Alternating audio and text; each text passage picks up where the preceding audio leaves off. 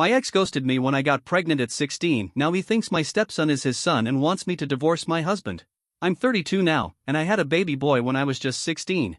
Yeah, I know how that sounds. And no, we weren't careful. Judge me if you want, I've been dealing with people's opinions about it for most of my life. At the time, Mike, who's now 33, was my boyfriend. But the second I found out I was pregnant, he vanished. And his family helped him disappear, too. I guess it was all about his future as a college star or whatever. My parents were always brutally honest with me about the situation, but what came next was my decision. After a lot of thinking, I realized abortion just wasn't something I could go through with. I fully support the right to choose, I'm not here to argue that it just wasn't right for me personally. Instead, I made the choice to place my baby for adoption. My parents happened to know this incredibly kind couple who were hoping to adopt, and once I met them, I just had this gut feeling they were the ones. What started off as a teenage mistake turned into something closer to surrogacy. I switched to homeschooling to finish high school and rest during the pregnancy. The adoptive parents were there for me through everything, they even covered most of the medical bills. The adoptive mom, a teacher, helped tutor me and got me ready for college. They were both there for the birth, and I made the decision not to hold the baby. His real mom held him first, and honestly, that felt exactly right. Since then, I've remained in his life in a more distant role, kind of like a special aunt. He's not a baby anymore, of course, and he knows who I am. But his real mom is the one who raised him, and that's never been up for debate. I'm still his aunt, just one who'd absolutely show up if he ever needed, say, a kidney. We've got a very similar sense of humor, which makes sense. We talk every now and then, not often, but just enough. And that's honestly the best thing for both of us. He's happy, and I've never once regretted choosing adoption if it meant he'd have a stable, loving life. As for me, I got married 6 years ago. My husband, Aaron, is 44. He was previously married to Bella, who's 40, and they share 2 kids, a 16-year-old son and a 19-year-old daughter. From the start, Aaron made it clear, his kids came first, and Bella was always going to be a part of his life, not as a partner, but as a co-parent and longtime friend. I told both Aaron and Bella about my past, including the pregnancy. As for the kids, my stepdaughter and I get along great. She's definitely closer to her mom, but she still joins me for the occasional girls' day. It feels more like a friendship than a mother-daughter thing. My stepson, on the other hand, is very close to me. He calls me his other mom and always wants me around for the big moments in his life. We really bonded after both of us lost our pets around the same time. His childhood dog and my cat passed away within weeks of each other. Bella and I?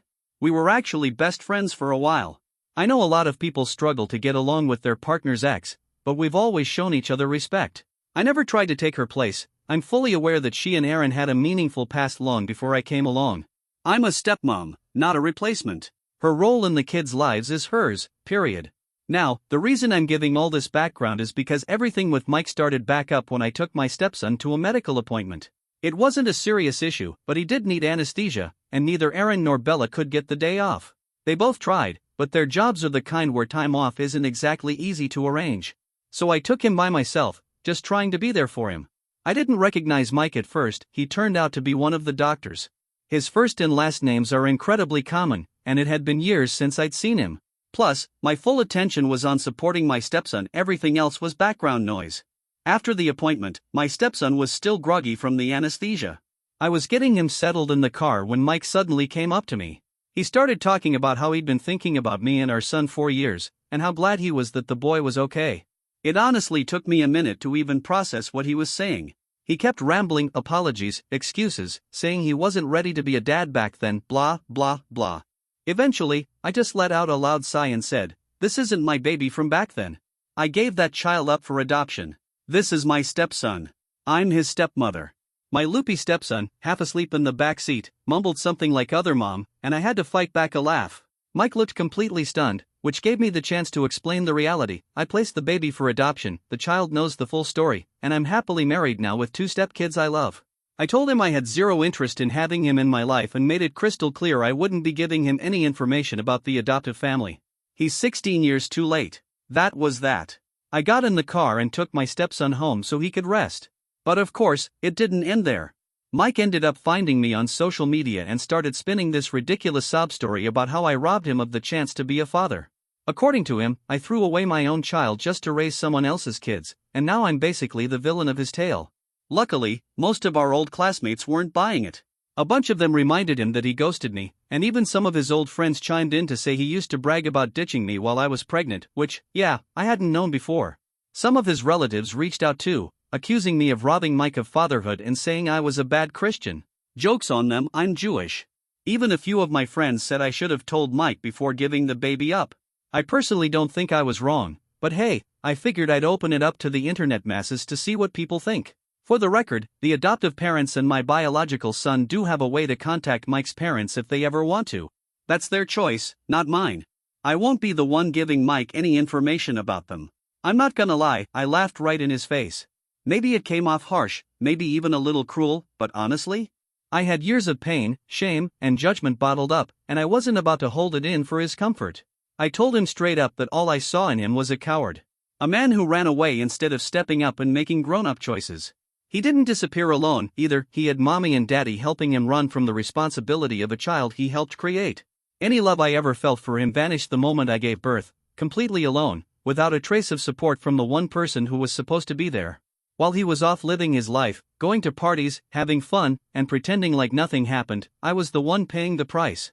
I had to give up prom, miss out on senior pictures, and skip graduation altogether because I was way too pregnant to be in a dress, let alone walk across a stage or pose for a yearbook. And what burned the most? We were both there for the same unprotected moment, but I was the one who had to carry the consequence. He got to keep living like nothing happened. I told him the only real difference between us is that I had the strength to go through it all. Meanwhile, his junk wasn't big enough to deliver a baby or please a woman in the first place. Yeah, I admit that part was a bit mean.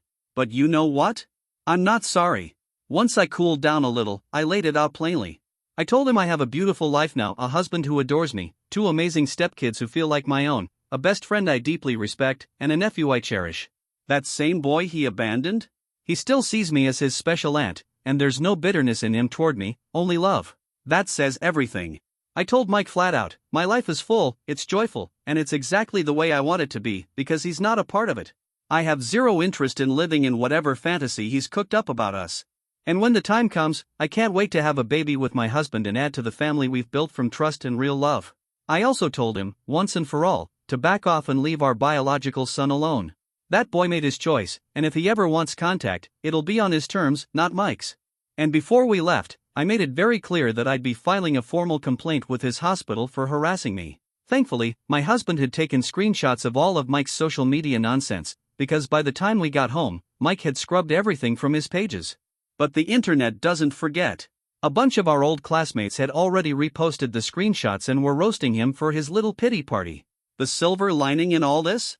Reconnecting with some of those classmates reminded me that most of them turned out to be genuinely decent people.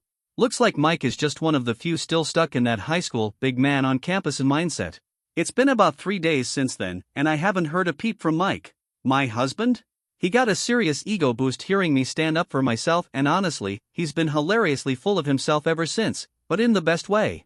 I think it made him even more proud of the life we've built. And who knows?